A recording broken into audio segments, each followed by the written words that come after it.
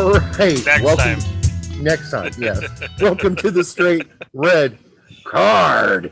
Yeah. Okay. So we won 1-0 against Honduras. Spoiler alert. Oh, well, if you didn't watch it already, too bad. You should have watched it because that's, that's what we're here to cover. And of course, it's in the subject line, so you should have known that's what we were going to cover. Subject line should be spoiler alert, USA wins. Yeah, exactly. And that really was almost surprising. God. It was painful to watch. That's all I got to say. I was nervous. Then I got angry, and then we scored. What was most frustrating part of it? And we were texting back and forth. Yeah. But once the second half started, every time there was a bit of contact, Honduras grabbed their ankles and hit the ground as if they were shot. Yeah. Oh my god, I'm down. That was really. My mom texted me during that. She's like, "What's going on? I've never seen so many stretchers." And I'm like, "They're wasting time." Well, since we're talking about the stretchers, let's talk about the stretcher girls. I feel like the Honduras players may have been going down and hoping that they'd be stretchered off. No, I'm just no. But only bit of correlation I could find there. Why were they going down so easily? Yeah, I don't know. It's like I've never seen 4 stretcher girls before. Hey, you know what? In fairness to them, they carried off the players with no problems. They didn't stumble. They didn't drop them.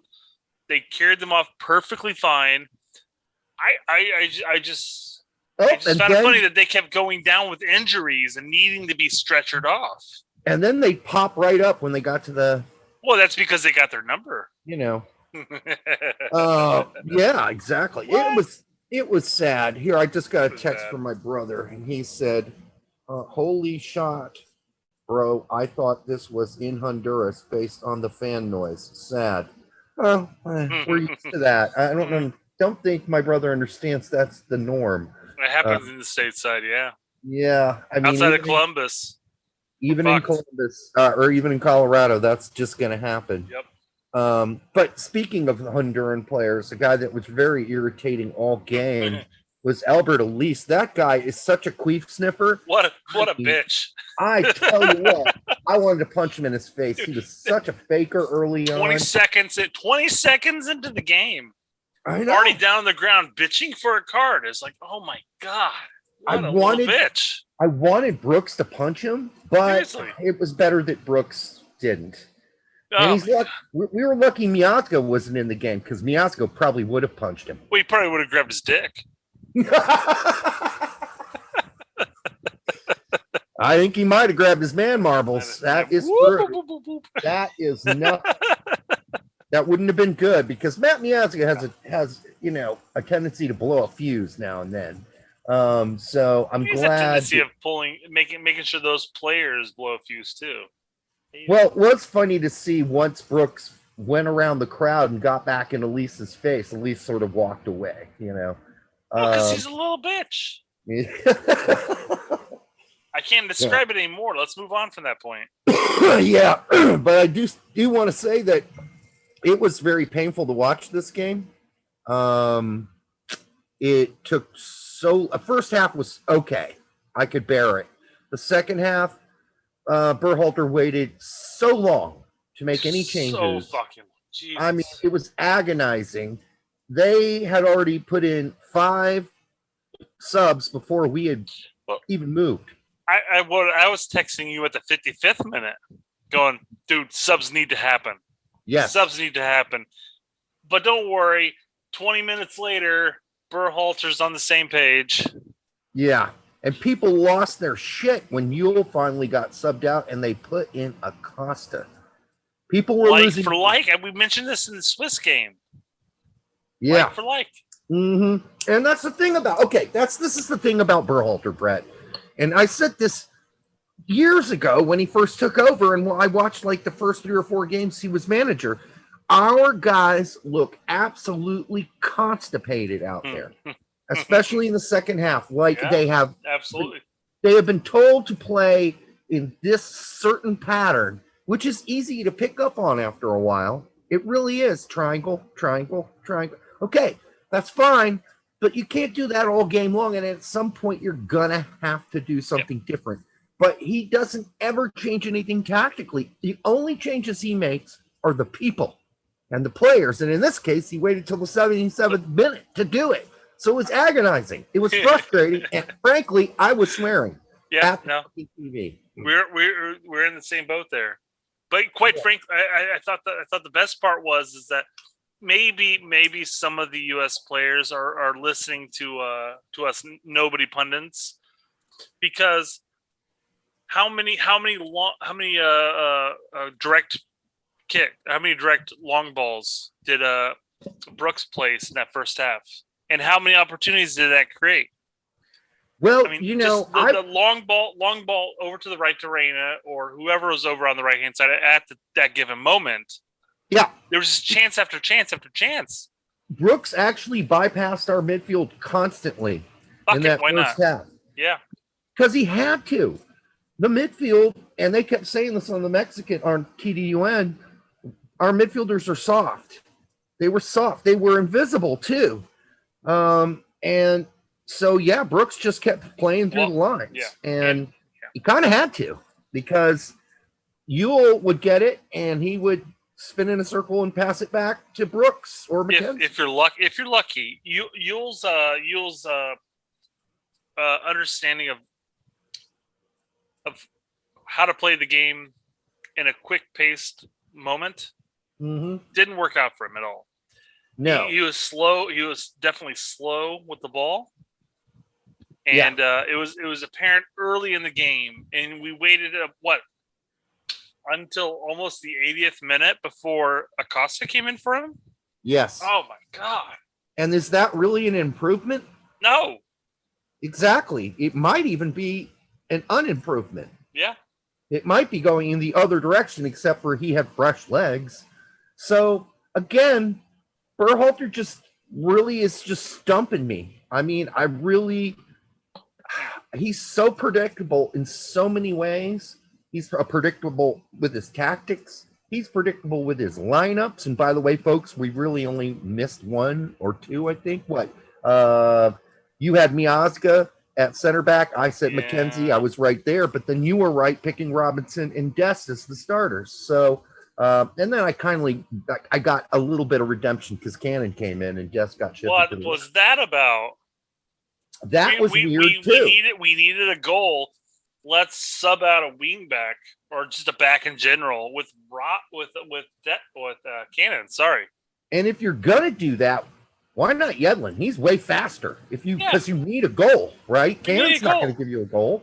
The Honduran team was playing for PKs. That's what they were doing. The entire second half, they were going down with cramps and injuries. Trying to draw at the time so that they could hope to God they could get the PKs and draw it out there. That was their game. That was their game plan. It was in the second half, but it was pretty obvious in the first half their game plan was the opposite. They were going to press high, just kind of like I said. They're going to press us. I said this in the last show. They're going to press us, but as soon as we get over midfield, they're going to go into a block. Actually, they didn't really go into a low block in the first half, even when we got over the line. They were pinching in on Ewell every time he touched the ball and reducing the time he had to look around, and that part, they had a better game plan than we did, because we weren't pressing like we did against Switzerland, which is probably a good idea because that didn't work out so well against Switzerland. Our backs definitely weren't present into the attack. They sat back a little further. Yep.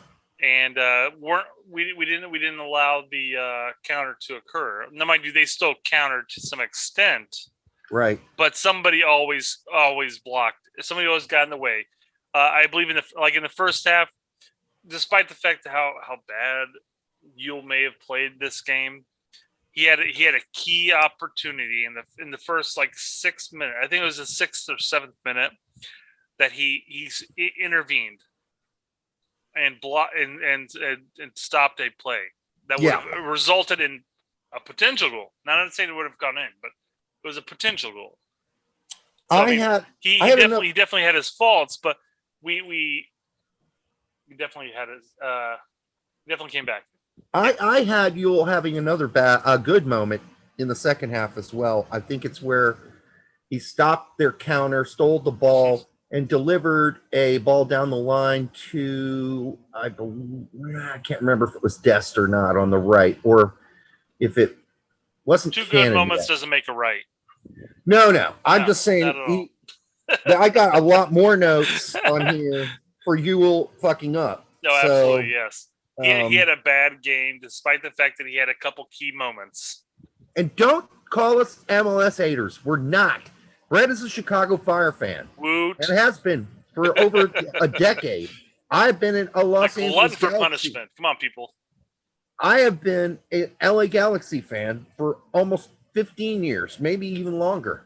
So, yeah, don't call us MLS haters just because we're criticizing Jackson Ewell and Kellen Acosta. It's just a fact. It's in reality. In compromise to that, we're praising Leggett. Even more so than most people will. Most people tend to hate Leggett for whatever reason. He might have some blunders here and there, but I think moreover than not, I think he does well.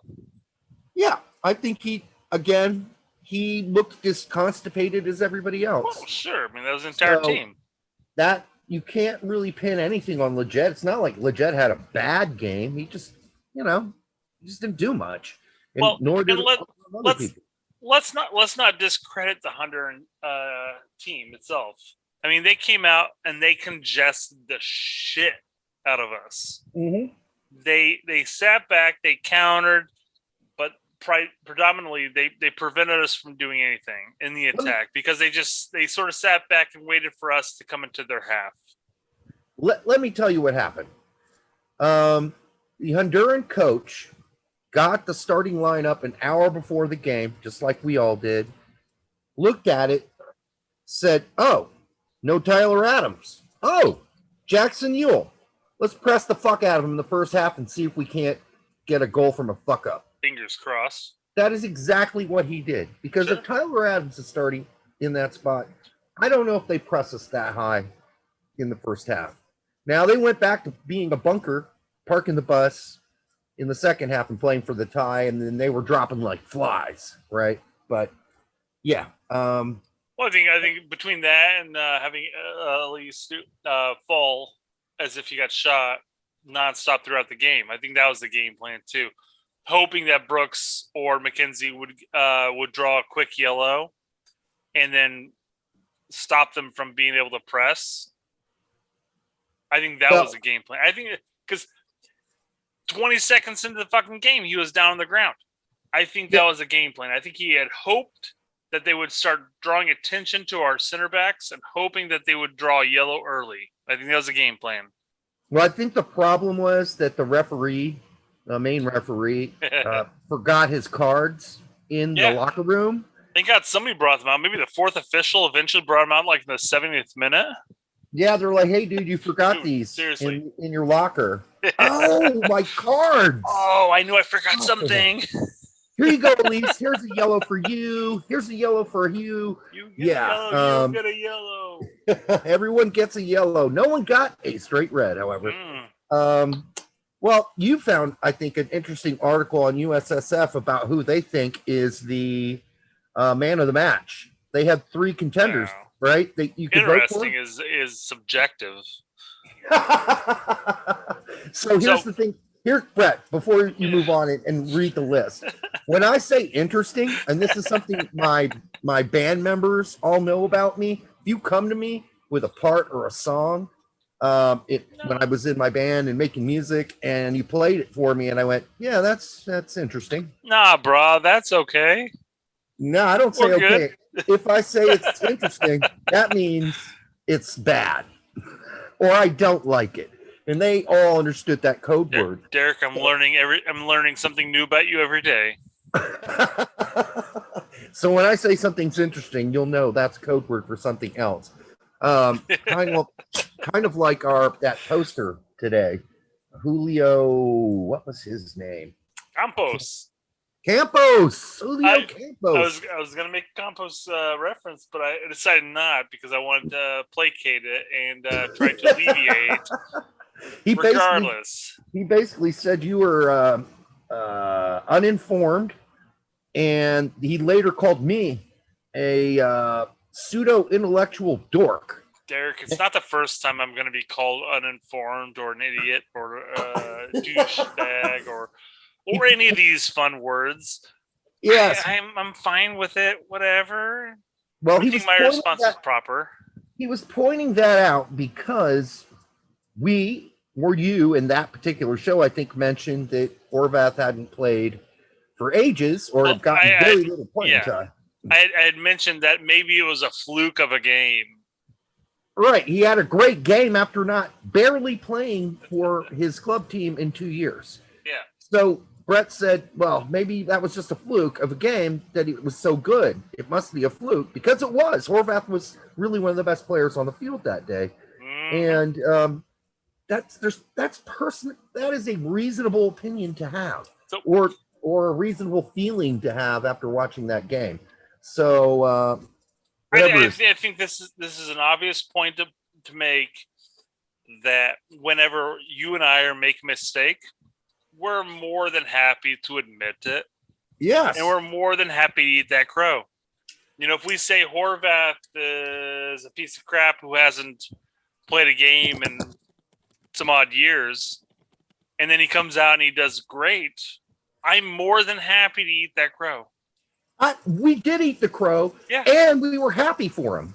Yeah. And we think, you even mentioned on an earlier show, you think that he's a quality keeper, but you were worried about the fact that he hadn't got much playing time, and so was I. That is a completely reasonable reaction to have when a guy comes out and then has a spectacular game. And that guy was just he was a real turd burglar, and I'm glad. He burgles the turd. So I guess this takes us back to the point that we were originally making. U.S. Soccer's men's national team's Twitter account. Oh yeah, had come up with a trio of men of the match. Oh boy! And they had selected Stefan, McKinney, and P-Fock. Of course. He scored. I was like, well, of that three, you have to go with P-Fock. Did you mention McKinney? Wasn't he on that one? Yeah, Stefan, McKinney, and P-Fock. McKinney was a ghost the whole game. For the most part. I mean, he had a couple great plays here and there, but for the most part, he was a ghost. Yeah. And he didn't he wasn't even he wasn't even brought up by the announcers until the 12th minute. His first touch of the game was 12 minutes into the game. Yeah, because they were bypassing. That was key. And I'm not saying that it was because he was playing poorly, but yeah, like you said, they're bypassing the midfield. He wasn't a key player there. They weren't making themselves available, so Sargent and Reyna kept having to, and Pulisic all had to track back a lot. Yep. So they could get the ball. There was no transition between the CBs and the midfield. There wasn't. And that's because that's Yule's job as distributor, and Yule's not up to the job. That's it. That's basic bottom line. But to list these three guys, well, two of the three, as your player of the match, I don't know who at USSF is watching the games. They are idiots. I can understand P-Fock. That's about it. God, man, Stefan's blunder in that first half, where he went for the long ball and missed the play altogether. Yeah, and was bailed out by Sargent. Oh, that was beautiful, Sargent. Jesus! Thank God. Thank you, Sargent. That was the best play of the whole game you made. Well, and Sargent. I mean, watching it on Paramount Plus. Well, listening to Davies and Gooch basically shit on a Sargent for the game. Yeah, of course he didn't score. He had an opportunity, and quite frankly, it was a decent opportunity. Mm-hmm. And the keeper made a save, that happens. But quite frankly, he had a solid game, in my opinion. Didn't you say Dempsey was defending him on the Dempsey was the only one that was saying something positive about his performance over PFOC. And don't get me wrong, it's very possible that PFOC might get the start against Mexico. Yeah. We'll see what happens.